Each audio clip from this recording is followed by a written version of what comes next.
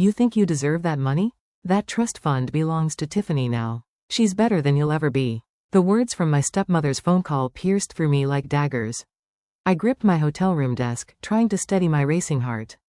Janet's voice dripped with satisfaction as she delivered the news that she'd emptied the trust fund my mom had left me. My name is Gabriella Mitchell. And at 28, I thought I'd finally escaped the toxicity of my family dynamics. I work in pharmaceutical sales, which keeps me traveling across the country most weeks. It should have been just another Tuesday in Minneapolis, preparing for tomorrow's client meeting. Instead, I was listening to Janet gloat about stealing my inheritance. Thanks for letting me know, I replied calmly, my voice betraying none of the rage building inside me. I could almost see Janet's smug expression falter at my composed response. She'd expected tears, pleading or anger, anything but this quiet acceptance. That's all you have to say? Janet pressed, clearly disappointed by my reaction. Tiffany needs that money for her wedding and new house. You're just going to waste it on your meaningless sales career. I thought about my mom, who'd passed away when I was 16. She'd built a successful business from nothing and left me the trust fund to pursue my own dreams. Janet, who married my dad just 2 years after Mom died, had been trying to get her hands on that money ever since. Is there anything else? I asked, keeping my voice level. The silence on the other end was telling. What Janet didn't know was that 6 months ago, I'd had a conversation with Mr. Harrison, my mother's old lawyer. He'd warned me about some suspicious inquiries Janet had been making about the trust. Together, we'd put safeguards in place. Legal protections that would make any unauthorized access not just impossible, but prosecutable. You've always been such a disappointment, Janet spat, trying one last time to provoke me. Your stepsister deserves this more than you ever did. I ended the call and looked out my hotel window at the Minneapolis skyline. My hands were shaking, but not from fear. Everything was documented. Every call, every attempt, every manipulation. Janet had finally overplayed her hand, and I was ready. Living with Janet was like walking on eggshells. After my mom's death from cancer when I was 16, my dad seemed desperate to rebuild our family. He married Janet just 2 years later, bringing along her daughter Tiffany, who was 13 at the time. The tension was immediate and suffocating. My mom had built her pharmaceutical consulting business from scratch, working tirelessly to ensure my future was secure. The trust fund she left me wasn't just money, it was her legacy, her way of protecting me even after she was gone. But Janet saw it differently. To her, it was an unfair advantage I had over Tiffany. Your mom wouldn't want you to be so selfish, she'd say, trying to guilt me into sharing the inheritance. We're all family now. But we weren't family, not in the way that mattered. While my dad buried himself in work to cope with his grief, Janet systematically worked to push me to the sidelines. Tiffany became the star of our household. Every achievement, no matter how small, was celebrated lavishly. Meanwhile, my academic scholarships and business school acceptance went practically unnoticed. Janet made sure my dad only saw what she wanted him to see. The real wake-up call came during my college graduation. I'd finished top of my class, landed a prestigious job, and done it all while working part-time. My dad couldn't make it because Tiffany had a minor cold. She needs her father right now, Janet had insisted. That's when I knew nothing would ever change unless I changed it myself. I moved out the next day and focused on building my career. The trust fund stayed untouched, not because I didn't need it, but because accessing it meant dealing with Janet's interference. Every time I visited home, she'd make snide comments about my privileged position, how Tiffany struggled without the same advantages. 6 months ago, when Mr. Harrison called to warn me about Janet's inquiries, everything clicked into place. She'd been playing a long game, waiting for the right moment to strike. But I wasn't that vulnerable 16-year-old anymore. I was my mother's daughter, and I'd learned from the best about protecting what was mine. The trust fund wasn't just about money, it represented everything my mom had worked for. Sitting in my hotel room that evening, I pulled out the small photo I always carried of her. She was smiling, confident, the kind of woman I'd always aspired to be. The trust fund was meant to be my safety net, my chance to take risks and build something of my own, just like she had. I dialed Mr. Harrison's number, my fingers steady despite the anger still coursing through me. He answered on the second ring, his voice familiar and reassuring.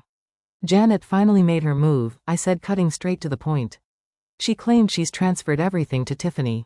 I was expecting this, he replied. I got an alert about attempted access to the account this morning, don't worry, Gabriella.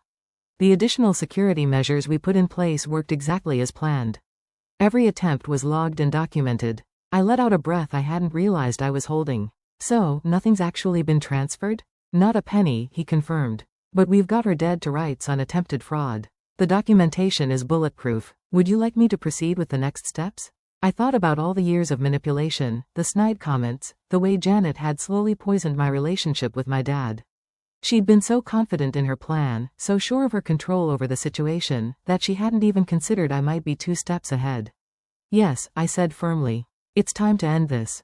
Send the evidence to the family lawyer and copy my dad on everything. I want him to see exactly what his wife tried to do. Consider it done, Mr. Harrison said. And Gabriella, your mother would be proud. She always said you were smarter than anyone gave you credit for. After hanging up, I opened my laptop and booked an earlier flight home. My client meeting would have to wait. I had a family matter to attend to, and this time I would be the one in control. I landed in Boston the next morning, the autumn air crisp and biting. My dad's house, the one I grew up in, looked exactly the same, but something felt different. Maybe it was me. I'd called ahead to let him know I was coming, but I hadn't mentioned Janet's phone call. Some conversations needed to happen face to face. I found them all in the living room, Dad, Janet and Tiffany. Janet's smug smile faltered when she saw me walk in, replaced by confusion at my calm demeanor. Gabriella, my dad started looking concerned. I didn't expect you until later. Is everything okay? Actually, Dad, we need to talk. I pulled out my phone and the file Mr. Harrison had sent over.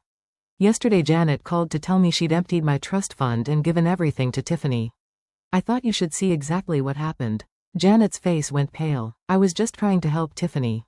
Don't. My voice was steel. Every attempt you made to access the account was documented. Every call, every forged signature, every manipulation. It's all here. I handed my dad the file. His hands shook as he read through the papers, his expression darkening with each page.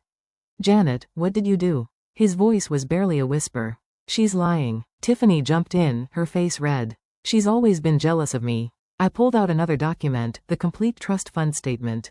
The money's still there, safe and untouched. Janet's attempts to transfer it failed because I was warned about her plans months ago. I took precautions. Precautions? Janet spat. You set me up. No, I replied calmly. I protected what was mine, just like my mom taught me to do. The silence in the room was deafening as my dad read through each document. Every manipulative email Janet had sent to the bank, every forged signature attempt, every calculated move she'd made to steal my inheritance. It was all there in black and white. I did this for our family. Janet protested, but her voice wavered. Tiffany needed. Stop. My dad's voice cracked. Just stop, Janet. These documents. You tried to forge my signature. You lied to the bank. He looked up at me. His eyes filled with a pain I hadn't seen since my mom died. Gabriella, I had no idea. Of course you didn't, I said softly. Janet made sure of that. Mr. Harrison had organized everything chronologically, showing years of Janet's attempts to undermine my relationship with my father, all while trying to get her hands on my trust fund.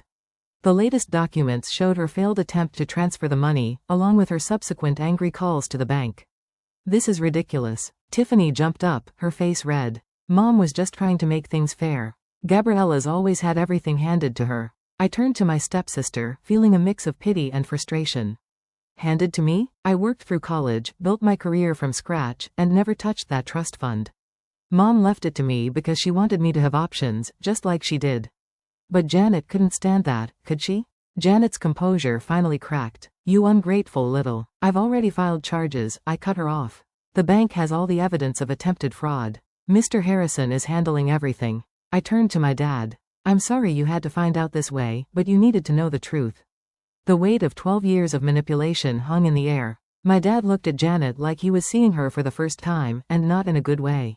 The next few moments changed everything. My dad stood up, his hands trembling as he held the documents.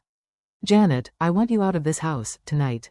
Janet's voice rose to a shrill pitch. You can't be serious after everything I've done for this family? Done for this family? My dad's voice was quiet but firm. You tried to steal from my daughter. You forged my signature. You've been lying to me for years. Tiffany started crying, but these weren't her usual manipulative tears. She looked genuinely shocked, perhaps finally realizing the gravity of what her mother had tried to do. The police will want to talk to you, I said to Janet. Mr. Harrison has already filed the reports. The bank's fraud department is involved now. You planned this, Janet hissed. You knew I would try to access the trust fund. No, Janet, you planned this. I just made sure I was ready when you did. I turned to my dad. There's more. Mr. Harrison found evidence that she's been skimming money from your accounts, too. Small amounts, building up over years. My dad sank back into his chair, looking devastated. I felt a pang of guilt for causing him pain, but he needed to know the truth. Get out, he repeated to Janet. Both of you, I'll have my lawyer contact you about the divorce. As Janet and Tiffany gathered their things, throwing accusations and tears around in equal measure, I stood quietly by the window, the same window where I used to watch for my mom to come home from work. I could almost hear her voice. Always be prepared, sweetheart, and never let anyone take what's rightfully yours. In the weeks that followed, my dad and I had some long overdue conversations. We sat in the kitchen one evening, the same kitchen where my mom used to help me with my homework, and really talked for the first time in years. I failed you, he said, staring into his coffee cup. After your mom died, I was so focused on not being alone that I didn't see what was happening right in front of me. We both made mistakes, I admitted. I could have told you sooner about Janet's behavior, but I wanted proof first. I needed you to see it for yourself. The legal proceedings moved quickly.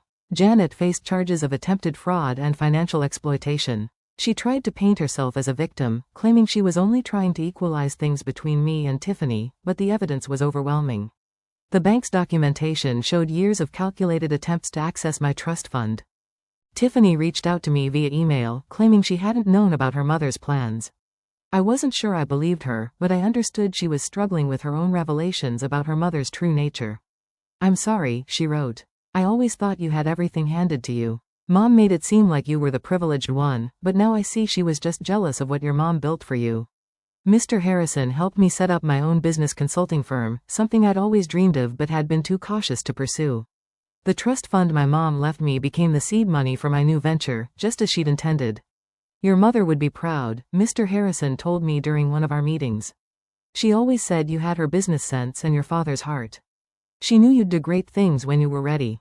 Dad started coming by my office for lunch every week. Sometimes we talked about Mom, sharing memories that Janet had made it uncomfortable to discuss for so many years. Other times we talked about the future. He was finally starting to look like himself again. The dad I remembered from before Mom got sick. You know what your mom used to say about you? He asked one day. She said you were like a diamond. Pressure just made you stronger. Life took on a new rhythm. My consulting firm grew quickly, attracting clients who appreciated my direct approach and industry knowledge. I hired a small team, including Sarah, a brilliant analyst who reminded me of my mom. Same drive, same determination to prove herself. Janet's trial ended with a plea deal. She avoided jail time but had to pay significant restitution and was banned from working in any financial capacity. The last I heard, she'd moved to Arizona to live with her sister. Tiffany stayed in Boston working as a teacher's assistant. We kept minimal contact, mainly through occasional emails. Dad threw himself into rebuilding our relationship. He started sharing stories about my mom that he'd kept buried for years. How they met at a business conference, their early struggles to start her company, the late nights planning their future. Each story helped heal a little piece of what we'd lost. One evening, as we sorted through old photos in the attic, we found Mom's business journal. Inside was a letter addressed to me, dated just weeks before she passed. My dearest Gabriella, I'm leaving you more than money. I'm leaving you the freedom to choose your path. Don't let anyone dim your light or tell you what you deserve. You're stronger than you know, smarter than they give you credit for, and capable of anything you set your mind to. Trust yourself. I do. Love, Mom. Those words became my mantra as I built my business. I framed the letter and hung it in my office, a daily reminder of where I came from and where I was going. My dad retired from his job and started volunteering at a grief counseling center, helping other families navigate loss without losing themselves. Sometimes he'd consult for my firm, bringing years of experience and a perspective that complemented my approach perfectly. Looking back on those events 5 years later, I'm amazed at how much has changed. My consulting firm has expanded to 3 cities, helping pharmaceutical companies streamline their operations, just like Mom used to do. The trust fund she left me didn't just secure my future. It became the foundation for helping others build theirs. Dad retired completely last year, but he still comes by the office to mentor our younger employees. He says it keeps him connected to Mom's legacy. We have lunch every Wednesday, making up for all those years we lost to Janet's manipulation. The hardest lesson I learned wasn't about money or betrayal. It was about standing up for myself. Mom knew that one day I'd need to fight for what was mine, and she made sure I had the tools to do it. She taught me that true strength isn't about being tough. It's about being prepared and patient enough to wait for the right moment. Sometimes I visit the old house where I grew up. Dad still lives there, but it's different now. The walls have been repainted. The furniture rearranged. All traces of Janet's presence erased. In Mom's old office, which Dad turned into a library, I found her collection of business books last week. Inside one, she'd written notes about teaching me to run the company someday. I never got that chance with her, but I'm building something of my own now. Every decision I make in my business carries echoes of her wisdom. The trust fund she left me wasn't just about money. It was about believing in myself enough to stand my ground when others tried to take what was mine. Janet's attempt to steal my inheritance taught me something valuable. Sometimes people show you exactly who they are, and the best response is to be prepared. I'm grateful now for those difficult years because they shaped me into someone my mom would be proud of. Someone who doesn't just survive challenges but grows stronger from them. The family photo albums have been reorganized, keeping the memories that matter.